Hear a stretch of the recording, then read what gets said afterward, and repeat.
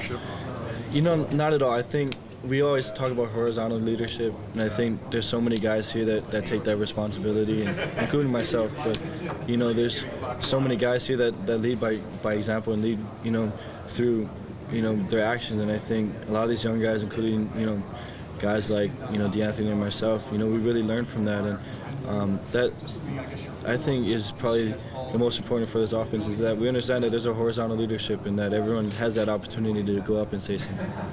So when practice starts, who's the guy that goes out and says, "Okay, let's get going"? Is that you or is that somebody else? I think it's, you know, it depends on the day. You know, Horonis will go out there and say it, and then there's guys like Brian Bennett who, you know, go out there and make us get going too. And I think that's just very fun about this and very interesting, is that anybody at any point in time can really go out there and say something and show that leadership. Marcus, how's it going? Good. How you doing? Good. Nice to see you. Yeah. I wanted to ask you about K-State front seven, particularly the linebacker, 42, I believe it is. It's kind of what you've seen from Brown. And Ronis, we were talking to Ronis about it, and he said basically he's so quick that from the snap, meaning him, everything has to be right on the money, timing-wise, so you guys can get off and not have that guy blow up your play. Yeah, you know, he does an awesome job of just reading run and pass, and when he reads run, he's down here quick, and you know, he really does a good job of tackling as well. And I think if we just, you know, kind of like Harana said, if we're all timed up well, and you know, it'll put our, you know, running backs in good situations where, you know, they'll be able to get away from him a little bit. And you know, that's going to be crucial because he's really their leader and their focal point in that defense. Yeah, Kenyon was talking about your offense, and he said, you know, really, K-State has not seen an offense like Oregon's. I mean, do you kind of agree with that?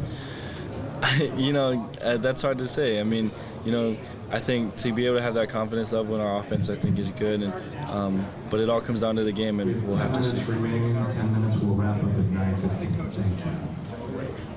If Chip were to leave, I know you haven't been around here that long, but you've been around long enough. If Chip were to leave, what do you kind of think his legacy would be at Oregon? I mean, to go to 4 straight BCS games, I think, you know, is a token of itself. And you know, we're gonna miss his leadership. We're gonna miss his, you know, that kind of, you know, that guy that, you know, really taught me and, you know, taught a lot of these guys, you know, how to play Oregon football. But you know, if he leaves, he leaves. But you know, right now he's all Kansas State, and we're all behind that. Does that kind of speculation get to you? Do you think about it? I mean, you're a guy who came here, obviously, you know, knowing Chip is going to be the head coach, and you're running his offense, and you seem to be the perfect guy for his offense. No, but does that get to you when you hear, oh, the Eagles are interested, and people assuming that he's gone after this? Not right now, I don't think. You know, my focus has been Kansas State, and you know, Coach Kelly does an awesome job of just making sure that we understand that, you know, we have another game to play. And you know, when the season's done, you know, maybe I'll look onto it. But you know, for now, my focus is today, and you know, just getting better today. That's got to be hard to do, right? I mean, how are you able to do that? You know, I know if I were in your shoes and I were a redshirt freshman in college, and talking about the guy who brought me here and the leader of the offense that I run and the leader of the team, all the speculation of him leaving, I would think about it. It would get to me. How are you able to put that aside and say, I'll worry about that after the season? You know, it's these guys that have been here a while. You know, they kind of develop that mentality of, you know, today is the most important thing. And, you know, to be able to learn from them and to be able to emulate that in myself, I think has really just allowed me to kind of push that away for a little bit. You're up here this year. You obviously were on the trip last year, but you know, probably most Duck fans couldn't recognize you. If you walked into the room, what's it like seeing it from this side as opposed to the other side last year?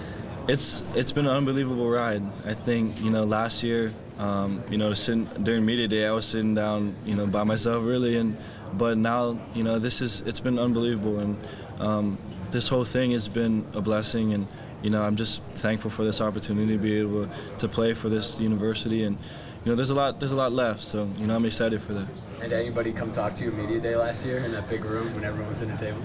I think there was one guy came up to me, and I think he was from a paper back home, and so I mean, it was nothing more than that. It'd be a lot different at media day. Yeah, it might be a little different this time. You mentioned the guy from the paper back home. It seems like you have a lot of support and a lot of media interest from your home state. What's it like to have an entire state behind you? I mean, that's something that's pretty unique. It seems there's not many other guys on the team that can say there's a state that's behind it. It means the world to me, and I think Matzak can even account for this. Is the fact that that's our foundation, that's where we come from, and to be able to have that support, I mean, it makes you want to go out there and just put it all on the line every week, because you're putting out there for not only your family, not only for this university, but you're also putting out there for your state. Do you talk to him at all? No, I've never really kind of got into communication with him. I guess he kind of made a tweet a little while ago, but I mean I don't have a Twitter, so I haven't been able to really communicate with him. But hopefully I'd like to one day just go up to him and shake his hand, because he really gave not only myself but a lot of guys from where we come from an opportunity to play Division I football. You don't have Twitter, but there's a lot of fake Marcus Mariota Twitter things out there. I hear that. What do you think about that? That's crazy. I don't know. It's this whole thing, it's been unreal, and from fake Twitters to stuff like that, it's all kind of surreal, but it's stuff that I guess it comes with where I'm at. You got some frequent tweeters on the team. Do any of them try to get you to join? Oh, definitely Josh Huff. Probably he's the most guy that he's the one, like, every day he's like, hey man, you should probably get a Twitter. And I don't know, man, but we'll see. I don't know. We'll see. Why don't you do it? What do you have against Twitter? I don't have anything against Twitter. I just I don't really use social media. I mean, I had a Facebook once, and I never went on it, and I think that'd probably be the same way for the Twitter account if I were to make one.